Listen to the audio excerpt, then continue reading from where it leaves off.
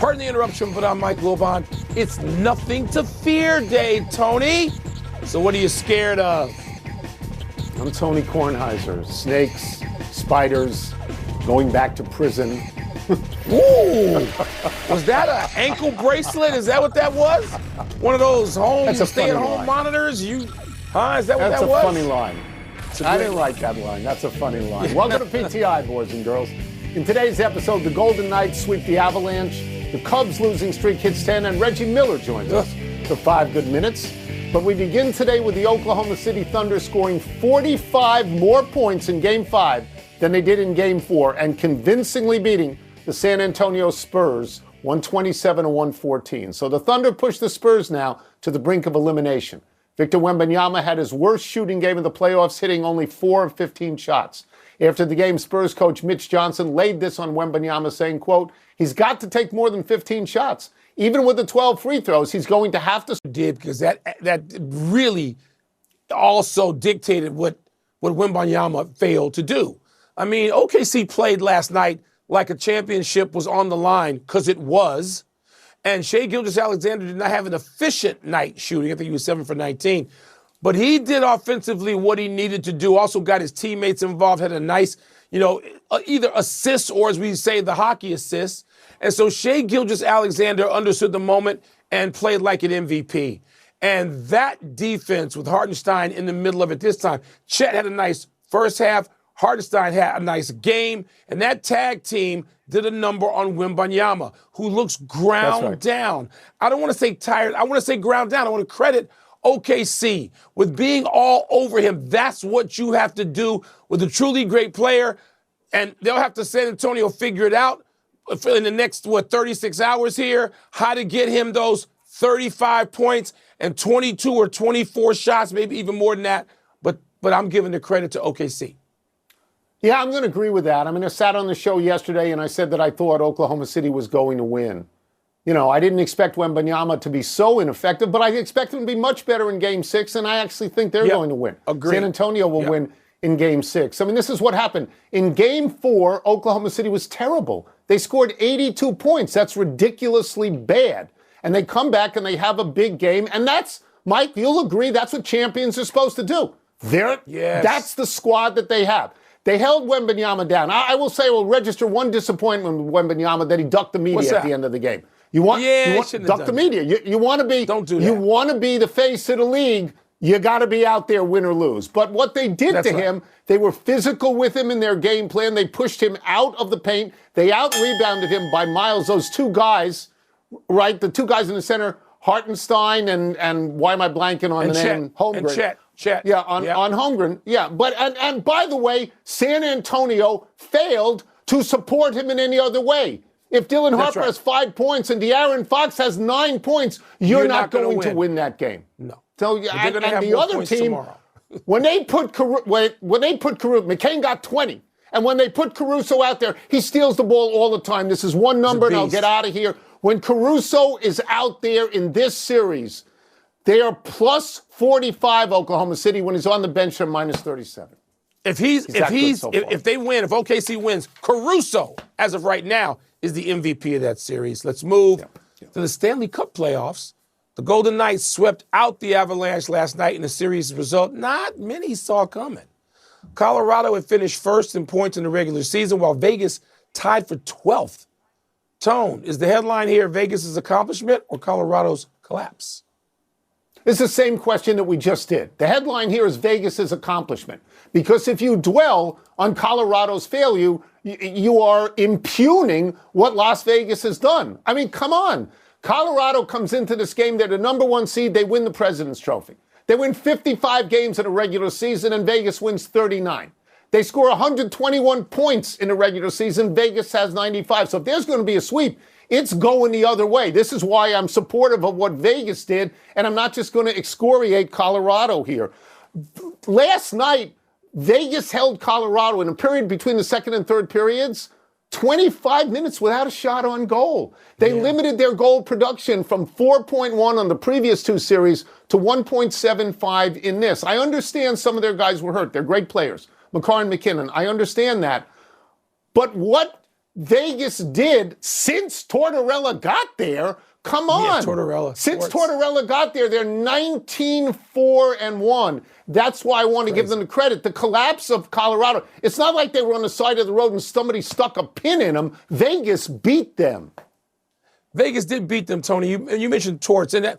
So I was here in New York doing the morning shows. Shout out to Greeny and Stephen A.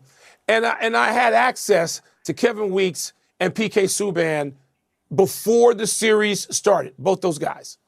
And they both thought that Vegas could win this series and would win defensively, what you talked about, being able to clog the middle of the ice. But they also did think that Makar and McKinnon, either absence or being diminished, was going to hurt Colorado a lot. And it did. You can't overlook it. It did. I'm not going to say it's the number one reason, but that defense that Torts threw out there and his ability to blanket Colorado, whoever was on the ice, you got to give them credit. But I wish I'd seen the series with Makar and McKinnon healthy and able to score like they did in the previous series. Would have liked to have seen that. I understand that. I'm just saying that and by the way, you don't want to win the President's Trophy. Because the last team that won the President's Trophy and then won the Cup is the Blackhawks in 2013. Yeah. You know, and Tortorella's done this before. He eliminated Tampa Bay, which won the President's Trophy in 2019, swept them when he was coaching Columbus. Torts does this. Let's move to baseball. And the team you love the most, your Chicago Cubs. At the moment, they stink. Earlier in the season, they had 2 10-game winning streaks. Last night, they lost their 10th game in a row. This one at Pittsburgh. The Cubs are now only the second team in the last 65 years to have such winning and losing streaks in the same season. The other, 2017 Dodgers. Wilbon, which is the truer version of your Cubs, the winning streaks or this losing streak? We have no idea, Tony. And I told you on your podcast, and we spoke to her briefly on this show, but I told you on your podcast 2 weeks ago, I feared the Cubs were going to lose 15 out of 20. And you said, what are you talking about? They just won 19 out of 22. Because, Tony, when you lose all your pitchers to injury, and I'm going to list a few, when you lose them all to injury like that, it's not sustainable to keep winning. And so I was terrified. I didn't even want to watch when we were winning because I knew this was coming. And if you look at the Cubs injury report, you've got on it Cade Horton and Justin Steele. Aces, both of them. Cade Horton should have been Rookie of the Year last year. You got Matthew Boyd, the best starter on the team all of last year. You got Cabrera, the guy they brought in to be, I don't know, a second or third starter this year, Porter Hodge. That's just part of it, and that's just the pitchers. We have no arms, Tone, and the hitting has gone south. Even a guy like Bregman, who you bring in and you count on, we can't do any of it. We can't get out of our own way, and I'm terrified as to what may happen over the next 10 games. I will just say this. I will say that you're in a very tough division. Every team is above 500 in that division, the only division like that in baseball. And 5 of these 10 losses are in division of Pittsburgh and Milwaukee. And Milwaukee basically owns you. But the batting average in this 10-game losing streak with runners in scoring position is terrible. It's 9 for 73. It's a 123 batting average. So I can't help you with the Cubs. Can I mention the Nats? I know the Nats lost today. But the Nats had won 4 games in a row against division leaders on the road, 2 in Atlanta and 2 in Cleveland. The Nats have been terrible for a long time, much worse than the Cubs. The most wins they've had in the last 5 years in one season is 71. Their average season is 65 and 97. And right now they're 1 game above 500. And they haven't been that way in years and years. They have a general manager who's 36 and a manager who's 33. It's like the Children's Crusade. And they've scored more runs, Mike, than any team in baseball. And going into today's game, 304 runs. More even than the Dodgers. Anymore. No, they're fun to watch, pathetic. And it appears that their hitting coach is Babe Ruth. Let's take a break. Coming up, we will ask Reggie Miller how he explains Victor Wembanyama's performance last night. We'll also ask him why he thinks the Knickerbockers should be favored in the finals, no matter who they play. Yeah, we got problems. You have no arms when all of your arms are in sick bay, and those are considerable pitchers. Yeah. Those guys, together with Schroeder, if they come back. This happened last year to the Dodgers, and then they came back in the playoffs of the World Series. We've got NBA playoffs questions for our great friend, NBC Sports NBA analyst, Reggie Miller, now working somewhere else than we're used to, which is good. let's start with this. You were there for the game. How do you explain Victor Wembanyama's performance last night? Jamal and I, we talked about this all night. In games 1 and 4, those were the Wemby games, monster games. Why? Because he established himself in the paint. The guy's 7'3", 7'4". When he gets into the paint, I don't care who you are. And it's not necessarily him always scoring, but they collapse the defense, and then that's when he can find his shooters, and everyone gets in. For him not to take a shot, his first shot came at 3:15 in that first quarter. That is not establishing your main guy. If they can establish him, really him establishing himself, number one in the paint, but he's got to make sure that he touches the basketball and he's aggressive early, because to me, that sets the tone for this young Spurs team. Let's go to the tone setter for OKC for a second, Reggie. There's so much noise around SGA, and should he be getting to the foul line as much as he is? You said to people, hey, ease up a little bit on SGA getting to the foul line. Tell us why. Because, look, coming from a small market, I understand what people are talking about. Is there a conspiracy theories? He gets to the line too much. Look, people, you guys need to stop, because he's not out there blowing the whistle on himself. First of all, he's playing the game of basketball, and he's playing within the rules. I know people don't like to hear that. I know this goes back to Doris Burke and Free Throw Merchant and people saying he's flopping all over the place. Are there some missed calls? Absolutely. But that goes across the board for everyone. I think, and I said this on air, this is not a guy that's getting up complaining, is always in the official's face. 3 technicals all season long. 9 technicals for his whole career. So it's not like he's complaining, give me a... He's not doing that. And I just think people need to pause a little bit. And they're saying that the game is unwatchable and all. He goes to the free throw line. He went to the line last night. I believe he was 16 and 17. But if you go back through the first 4 games, 9 in game 1, 7 in game 2, 12 in game 3, and only 6 in game 4. So he was below his average before last night. And if you look at some of the fouls last night, and granted, the Spurs, they do like to play aggressive, but some of them were just ticky-tack, dumb fouls. And if you talk to Mitch Johnson, that was their problem after game 3. He admitted it. SGA put them in bad position with the up fake. They leave their feet. Those are fouls, people. So people just need to calm down on the officials. It's not SGA. SGA is doing what he does. This guy drives every single time. It's not like he was me out on the perimeter just casting threes. He's putting pressure on the defense, gentlemen. I'm playing this clip for my son tonight. We've been fighting about this all series. Reggie, why and how has Caruso been so effective and even larger than his normal role offensively? What are you seeing there?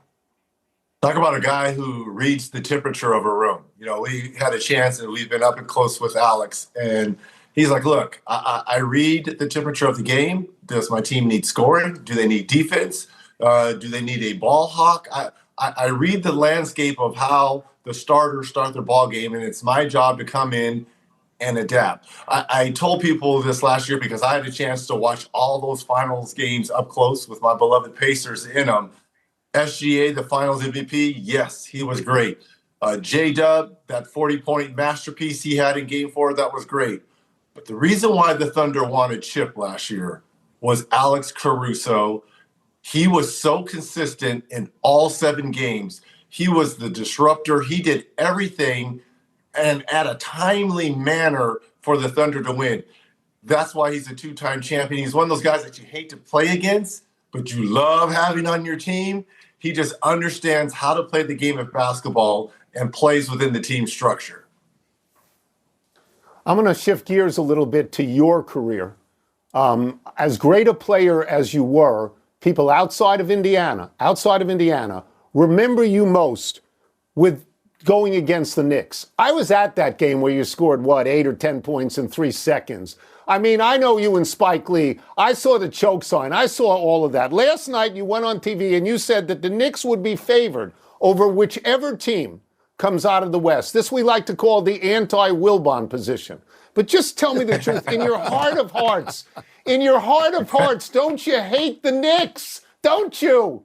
Hate is a very strong. Look, people think I love the players. I love the organization.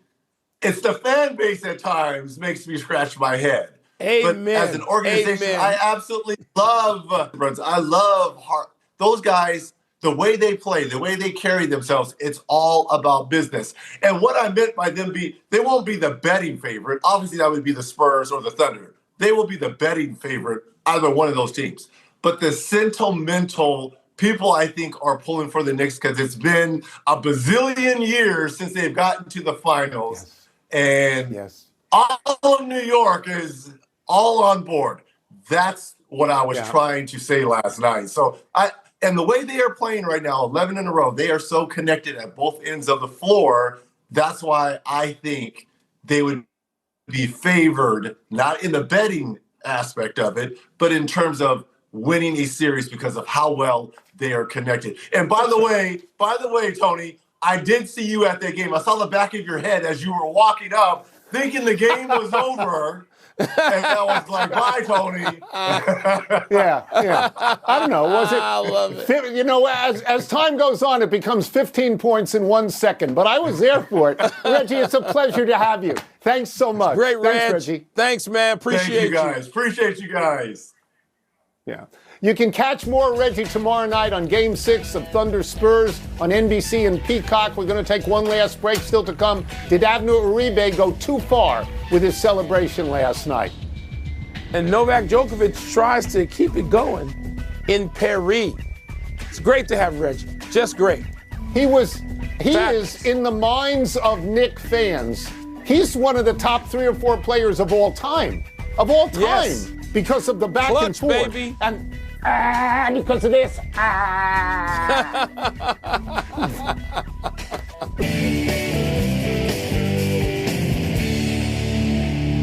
Happy time, people. Happy 29th birthday, Daniel Jones. The somewhat maligned quarterback had a complete change of direction in his career when he went to Indianapolis last season. Jones had failed with the Giants and sat on the bench in Minnesota. There was no reason to believe the former 6th overall pick out of Duke would reverse his trajectory. But Jones had an 8-5 record as a starter in Indy, completed 68% of his passes for 3,101 yards, 19 touchdowns and 8 interceptions before tearing his Achilles against Jacksonville in December.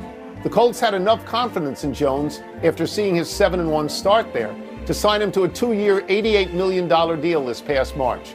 Jones is expected to be ready for the start of the upcoming season. Tone, is there a Sam Darnold story awaiting us in Indianapolis with Daniel Jones? People do come back from this injury now in ways they simply did not, 20 years ago or beyond. So good luck to him. It'll be interesting to see if he can find that form he had early last season. Happy anniversary, Lenny Randle. This is posthumous, but on this day 45 years ago, the Seattle third baseman got down on his hands and knees and attempted to blow an infield hit by Kansas City's Amos Otis into foul territory. After initially ruling it a foul ball, umpire Larry McCoy was persuaded by Royals manager Jim Fry to award Otis first base on the grounds that Randle had interfered with the ball's path. Kansas City went on to win 8-5. Randle spent 12 years in the majors, originally coming up with the old Washington Senators, then 5 years in Texas, and shorter stints with the Mets, Yankees, your Cubs, and Mariners. Randle was a lifetime .257 hitter. Tony, don't you think that should have remained a foul ball? I love Jim Fry. He should not have been able to convince anybody of anything. It could have been a gust of wind for all we knew. Come on now. Could have been. Great video. Could have been. Happy trails to Abner Uribe's sense of decorum. The Brewers reliever got Alec Burleson of the Cardinals on a called third strike to end the 8th last night and celebrated with a triple crotch chop. Awkwardness ensued as everyone then had to wait for the Cardinals' challenge to play out. The call was upheld and the Brewers won the game, but afterward, Milwaukee manager Pat Murphy said, quote, "I love the kid, but that's unacceptable. I was embarrassed by it. Why are we doing it? It's a 6-0 game. What are we doing there?" unquote. Uribe indicated that he was reacting to Cardinals manager Oliver Marmol threatening to throw at the Brewers. Man, I mean, I was told this is a wrestling thing originally, that's like the original source of it, maybe I could just go right outside the door here and ask Cody Rhodes about it. He's here in the studio in New York, Tony. I like the way Murphy reacted. I do. I think he's right about this. Let's go to the big finish. Joe Mazzulla of the Celtics is the NBA Coach of the Year. Does that make sense to you? It can make sense. I voted for J.B. Bickerstaff, but Mazzulla, the Celtics is a regular season award, people. Got to understand that. Novak Djokovic is into the third round, but second-seeded Elena Rybakina is out in Paris. Bigger deal. The bigger deal is Djokovic. Everything he does at this age is a bigger deal. Georgia coach Kirby Smart suggested that the SEC could look at going it alone in football. Your thoughts? That's not going to happen. The SEC and the Big Ten are having a turf war. They both need each other. At least for now, they do. Shohei is on the mound tonight against the Rockies. What do you expect? He got hit by a pitch yesterday and had some soreness in his wrist, so I don't know how long he'll go. I'll say 5 innings, 2 earned, 6 strikeouts. Last one, Hurricanes, Canadiens. Game 4 tonight. Who you got? I don't know who I have. I know who I want. I want to see the Canadiens win, even this series at 2, and let's have a long, tense series. We already had a sweep on the western side. We need a long series in the East. We're out of time. We'll try to do better the next time. I'm Tony Kornheiser. I'm Mike Wilbon. Same time tomorrow, knuckleheads. And now, here's Sports. Stop raining in Washington. Stop